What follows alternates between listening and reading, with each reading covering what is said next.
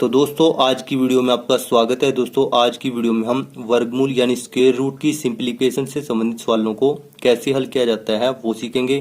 तो दोस्तों बहुत ही आसान है इस प्रकार के सवालों को हल करना। आपको केवल वर्गमूल यानी स्क्वायर रूट की बेसिक जानकारी होनी चाहिए। तो चलिए दोस्तों पहले सवाल को हल करने से पहले वर्गमूल की बेसिक जानकारी के बारे में जान लेते हैं। तो दोस्तों अगर आपके पास वर्गमूल के अंदर कोई संख्या है, मान लीजिए यहाँ पर a है, ठीक है। तो इसका मतलब क्या होता है दोस्तों, इसका मतलब होता है दोस्तों a की घात यहाँ पर कितनी है, 1/2, ठीक है। यहाँ पर हमेशा ऐसे ये 2 छिपा हुआ रहता है, ठीक है। इसको हम लिखें या ना लिखें एक ही बात है, ठीक है। तो वर्गमूल के अंदर a, इसका मतलब क्या हुआ कि a की घात कितनी है, 1/2, यानी a की पावर कितनी है, 1/2, ठीक है। इसी प्रकार से एक और एग्जाम्पल ले लेते हैं। अगर वर्गमूल के अंदर ऐसी कोई संख्या है, ठीक है, और यहाँ पर लिखा हुआ है कोई और संख्या 2 के अलावा, मान लीजिए 3 लिखा हुआ है, तो इसका मतलब क्या होता है कि a की घात कितनी है, 1/3 है, ठीक है। अगर दोस्तों कोई संख्या यहाँ पर लिखी हुई है तो उसका मतलब क्या होता है कि a की पावर 1 में वो वाली संख्या होगी, ठीक है, जो यहाँ पर लिखी होगी।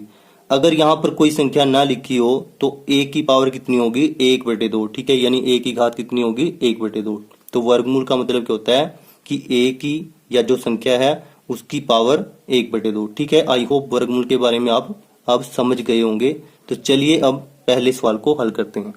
तो दोस्तों पहले सवाल में हमारे पास क्या है, वर्गमूल के अंदर 3 है और वर्गमूल के चिन्ह कितनी बार है, 1 2 3 4 बार है, ठीक है।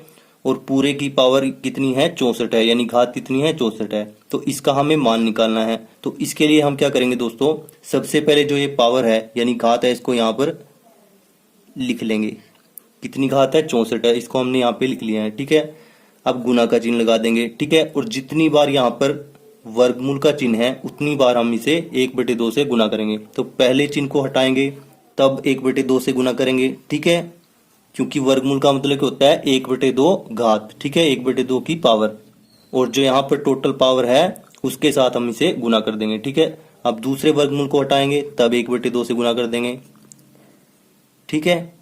तीसरे को हटाएंगे तब 1/2 से गुना कर देंगे, और अंतिम वाले वर्गमूल चिन्ह को हटाएंगे तब भी इसको 1/2 से गुना कर देंगे, ठीक है।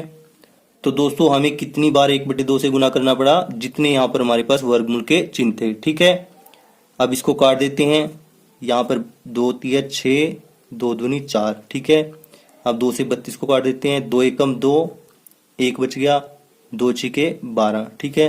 अब 2 से 16 को काट देते हैं, 2 8 16। अब 2 से 8 को काट देते हैं, 2 चौके 8, ठीक है।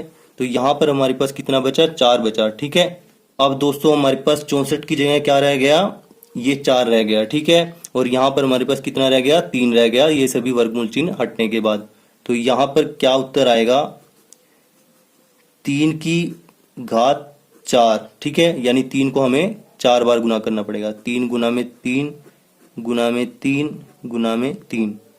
तो चलिए करते हैं गुना, 3 तिया 9, 9 तिया 27, 27 तिया 81, ठीक है। तो हमारे पास उत्तर कितना आ जाएगा, 81, यानी 81। आई होप दोस्तों ये सवाल आपको अच्छे से क्लियर हो गया होगा। चलिए अगले सवाल को भी देख लेते हैं। अगर आपका थोड़ा भी डाउट रहता है तो वो उस सवाल में दूर हो जाएगा। तो दोस्तों दूसरा सवाल क्या कहता है, हमारे पास वर्गमूल के अंदर 2 है, ठीक है। कितनी बार वर्गमूल का चिन्ह है, 1 2 3 बार, ठीक है। और पूरे की पावर कितनी है, 36 है। इसका हमें मान निकालना है। दोस्तों जैसा हमने पहले सवाल में देखा था, वहां पर यहाँ पे कोई संख्या नहीं लिखी हुई थी, ठीक है। इस सवाल में हमारे पास यहाँ पर क्या लिखा हुआ है, 3 लिखा हुआ है, ठीक है। तो इसका मतलब क्या होगा दोस्तों, इसका मतलब होगा 2 की पावर 1/3। इसके बारे में भी हमने पिछले सवाल में जाना था। तो दोस्तों सबसे पहले सवाल को हल करने के लिए हमें क्या करना होगा, जो यहाँ पर घात है यानी पावर है उसको हम यहाँ पर लिख लेंगे, और पहले वर्गमूल चिन्ह को हटाएंगे तो क्या आएगा, हमारे पास यहाँ पर 3 लिखा हुआ है, तो इसका मतलब क्या होगा, 1/3, ठीक है। तो पहले वर्गमूल चिन्ह को हटाएंगे तो 36 को गुना करना होगा 1/3 से। अगर यहाँ पर कुछ नहीं लिखा हुआ था तो उसका मतलब क्या था, 1/2, ठीक है। अगले वर्गमूल चिन्ह को हटाएंगे तो कितने से गुना करना पड़ेगा, 1/2 से। और अंतिम वर्गमूल चिन्ह को हटाएंगे तो कितने से गुना करना होगा, 1/2 से। ठीक है, आई होप ये आपको क्लियर होगा। यहाँ पर 3 लिखा हुआ था, इसका मतलब क्या होता है कि इसकी पावर कितनी है, 1/3 है। ठीक है, तो चलिए अब इसको काट देते हैं। 3 के पहाड़े में 36 आता है, कितनी बार में आता है, 12 बार में, यानी 12 तिया 36। ठीक है, अब 12 को 2 से काट देते हैं, 2 छीके 12, और 6 को फिर 2 से काट देते हैं, 2 तिया 6।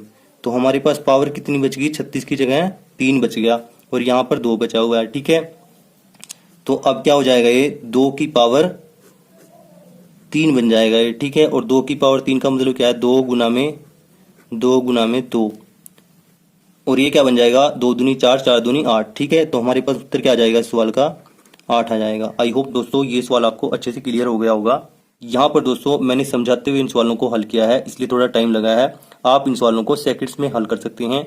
दोस्तों जिस तरीके से हमने इस सवाल को हल किया, उसी तरीके को अपनाते हुए यहाँ पर जो एक सवाल दिया गया है उसको हल करके आप कमेंट बॉक्स में उत्तर जरूर बताएं। अगर आपको हमारी ये वीडियो अच्छी लगी तो वीडियो को लाइक करें, दोस्तों के साथ शेयर करें, चैनल पर नहीं हो तो प्लीज चैनल को सब्सक्राइब कर लें। Thanks for watching.